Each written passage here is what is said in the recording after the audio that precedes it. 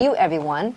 So TJ, even though he's a real estate agent, but his passion is about something else that we're going to talk about today, right, TJ? Correct. And I have a stack of information that he gave me. So I'm going to read something, and as I read something, and then he will explain it to me and to you, right, TJ? Yeah, if it triggers any thoughts or questions, please ask. Okay, so in here he said due to new state what is it? Legislation, which is legislation. the new state laws. The new state law, accessory dwelling unit, ADU, are expanding so fast throughout California, creating abundant development and income opportunity for owners, builders, and investors, as well as affordable housing option for renters and buyers.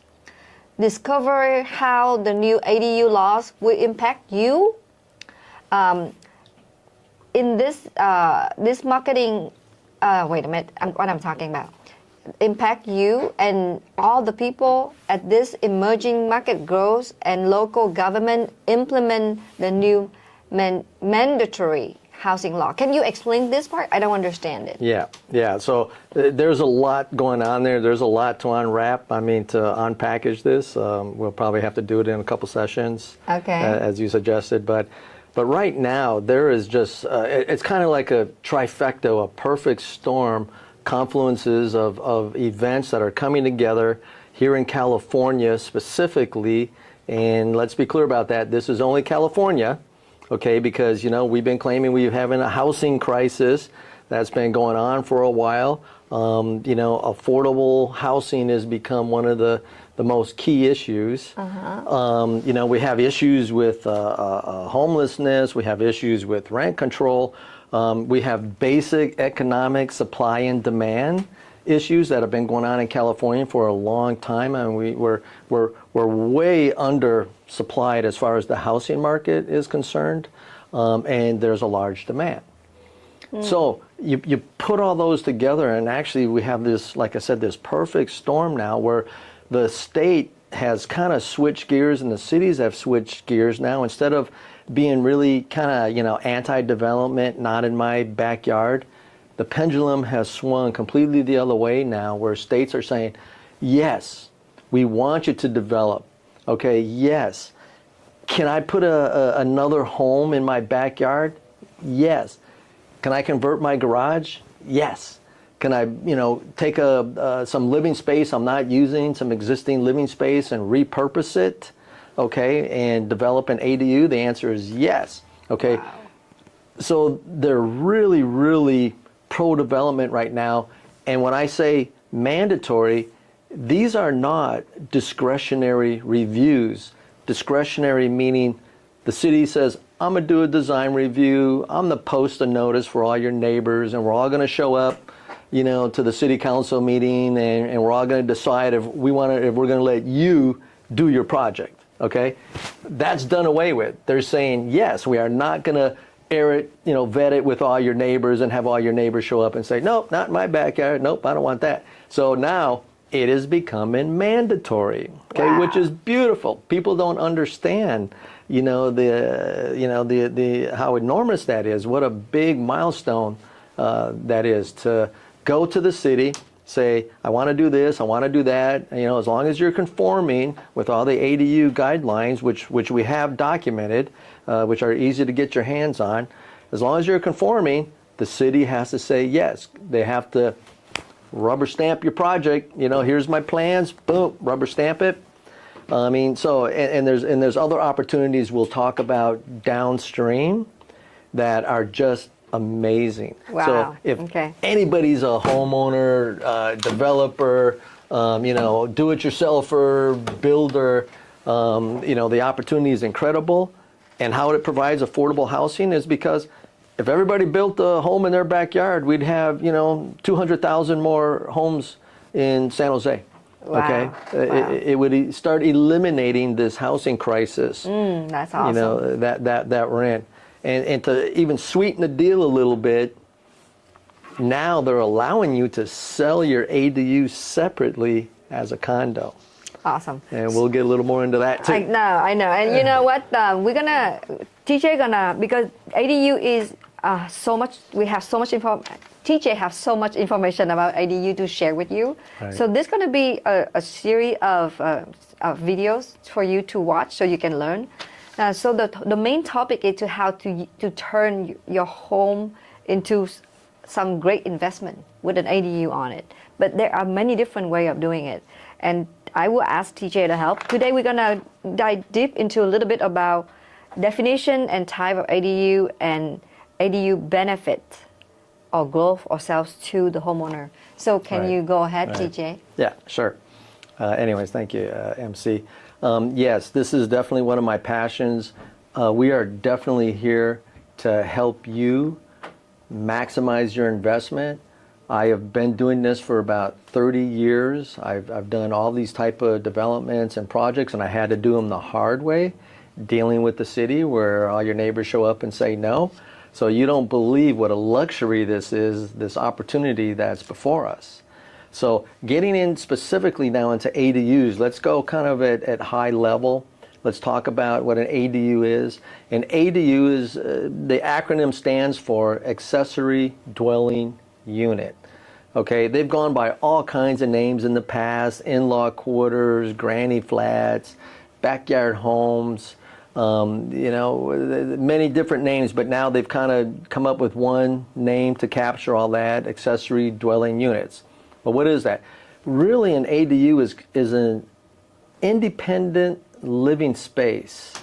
Okay, now you could be repurposing existing living space, i.e. within the footprint of your home, or you can even have a shed out in the back that you decide you want to turn that shed into living space and rent it out.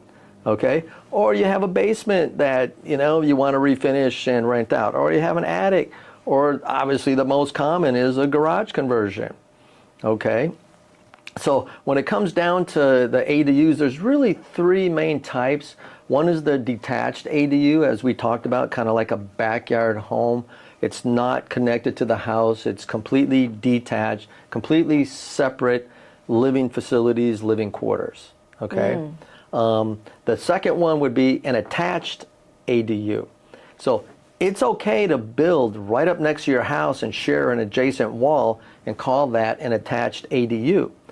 Or if you even have existing living space that isn't being used, let's say, as I said, a garage, a basement, an attic space, maybe you have a whole upstairs, downstairs house and the whole upstairs isn't being used. You could convert that into an attached ADU. Okay? And then the other one is kind of like conversion. Conversion is probably the easiest for everybody to kind of understand and wrap their head around and their arms around, because the simplest obviously is converting a garage. Your standard 2-car garage is 20 by 20, it's 400 square feet. Okay? There's enough room there. I mean, it is big. And it's big enough. Yeah. Right? 400 square feet is big enough. I could get a really nice 1-bedroom, 1-bath in a 2-car garage. Yeah, right? That's awesome. So a lot of that you see going on. And see, the thing is the state is also very aware of that people are doing this under the radar, meaning they're not going to the city for permits or asking permission. You got to do it yourself for living at the house. And they say, oh, this is pretty easy. I'm going to put some insulation and sheetrock up, and I'm going to run some piping and maybe a little more electrical, and I'm going to turn my garage into a bedroom, or maybe with a mini kitchen, a microwave, mini fridge or something like that, like you see in a hotel room or something like that. That's basically the extent of it, right? Right. It's really almost something you can do yourself. Which I have. I mean, pretty much. I don't think everybody can do it themselves. Like, I cannot do it myself. Even though you teach me a lot of things, but I don't think but it's good to know. It's awesome information. So the junior ADUs, as they call them, are when you're repurposing existing space, like converting a garage. Okay. So now let's review. We talked about a detached ADU, very straightforward, small home in the back of your house. Attached, either you build up to adjacent wall of your house, or you're going to repurpose existing living space within your house. Okay, but still it's independent. It's separate entrance, private entrance, and this is the kicker: private utilities. Okay, I want you to think about that. That means you're having your own PG&E and your own water, sewer, etc. if you completely separate the utilities, now you pretty much have a standalone ADU, attached or detached, that you can sell as a condo. So now the state is allowing you to repurpose your living space and sell it separately as a condo. Wow. Okay? So how cool is that, MC? It's so excited. Wow. Exactly. So, I mean, everybody, every homeowner and future homeowner should really think about this and consider this, because this is definitely a way to leverage your investment and get the most out of it, okay? And it even gets crazier because the city of San Jose will allow you up to 3. Okay, so now you can have 3 ADUs. So now you can have a main home and you can build 3 ADU homes and you can have up to a 4-plex. Okay? Oh my God. And it gets even crazier now. Now they're even allowing you to subdivide your property and split the lot and sell it also as a separate lot. So now you have opportunities to sell ADUs separately as a condo, or you have an opportunity to split your lot and sell it separately as a completely separate lot with a separate home on it. I mean, so this is incredible. Okay, so everyone's like, okay, this is too good to be true. Right? It is too good to be true. Yes. Too good to be true, MC, right? So what's the caveat? What's the catch? Okay, so of course there's a catch, right? So we might as well just talk about that up front so everybody knows what's the catch. It's not extreme, but junior ADUs, which are your typical garage conversion, okay, require owner occupancy. And even above and beyond owner occupancy, they require a deed restriction, meaning you actually have to file the paperwork with the county recorder and record on your deed that you have an existing junior ADU, which follows the property wherever it goes, and any sales or transfers, you have a junior ADU, and you cannot sell that junior ADU separately, okay? And in fact, somewhere on that property, the owner needs to reside. It has to be owner occupied, okay? Now, if I'm just a homeowner and I got one piece of property, okay, who cares, right? But let's say you want to repeat this, and let's say you want to turn this into kind of a little business plan. You got a great business model. Okay, that's how they're preventing people from just buying up all the best properties in the neighborhood and putting ADUs on them or lot splitting them and then selling them. Okay, that's how they're preventing that, is by making these junior ADUs owner occupied, as well as the lot splits. The lot splits are not indefinitely owner occupied, but they want a 3-year signed affidavit that you're going to reside on that property for 3 years. Oh, I see. So 3 years isn't bad. So I would use, I'm doing an investment strategy training class coming up soon, and I would certainly advocate that, every maybe 5 years, people should be looking at their real estate portfolio and seeing if they can add to their portfolio. Every 5 years would be a good idea to buy a property. That's awesome. Good advice. And in San Jose, you can't go wrong, because, our appreciation rate here is just head and shoulders above the rest of the country. On average, homes here in the San Jose, Santa Clara area, they double like every 12 years. Okay? That's so awesome. They doubled in the last 10 years, okay, after we had, the Big Short and the real estate market dropped. The market does drop sometimes. But ever since then, 2010, 11, 12, 13, whatever, ever since then, the last 10 years has just been gun-ho. And in the last 10 years, we've seen property values here double. Yes. So that's just incredible. You don't need to do anything. Okay, you don't have to build an ADU, and your property is still going to double in 10 years. Right. Okay, but if you're looking for other opportunities to expand your footprint, expand your floor plan, provide affordable housing to friends, family, that's why these laws are here. So let's talk about some of the benefits. I think I started hitting them on there a little bit. Certainly, you can increase the value of your property. Okay, anytime you expand your footprint and providing more bedrooms and bathrooms or doors for rent, you're definitely expanding the value of your property, not waiting for appreciation. Appreciation is something that happens over time. This is something you can do immediately to expand the value of your property, right? And then we mentioned as far as affordable housing, yes, friends, family, people that need a place to stay that you might know, like I said, kids that finish college and too lazy to get a job, so you throw them out in the back in the ADU, or multi-generational families where you're taking care of elderly and they want their own private space or something. I mean, that's great. You can still be close to family on the same property and still provide care and stuff for elderly people. So I mean, and maybe just straight out rent, just straight out, you're doing it to get cash flow, right? And what the state likes about this is most homes are just simply built wood construction, okay? We call it, stick construction, versus commercial properties are typically concrete and steel. And if you're going to do a planned development, like a high-rise apartment, that's got to go through lots and lots of reviews, lots of design reviews, et cetera, and it's expensive, the concrete and steel. But actually still, building materials are still really a cheap product, okay? Wood, 2x4 sheetrock, insulation, roofing, cement for foundations. They're actually still really cheap products, okay?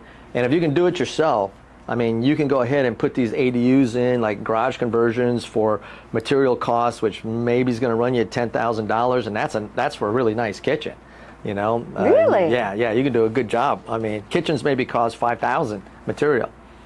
Obviously it's all labor. Right? Everything beyond that, let's say your material's $10,000, and you ask some contractor to do it. Well, he's going to probably charge you $40,000, $50,000. Okay, I mean, so everything here in the Bay Area is really labor. But anyways, some more of that later. I think that's good. Thank you so much for sharing. I think you know what, DJ has so much to offer, and I know you cannot wait for his next time coming back up. And me too. Whenever I sit and listen to him, I just can't stop. Like I just want more information from him. To have him back to our show again next time. So don't forget to join us next time, 12 noon, right. Wednesday. Right, TJ? Right. Stay tuned, everybody. We got some more goodies for you. You're gonna love it. Thank you so much. Bye. Bye. Okay, so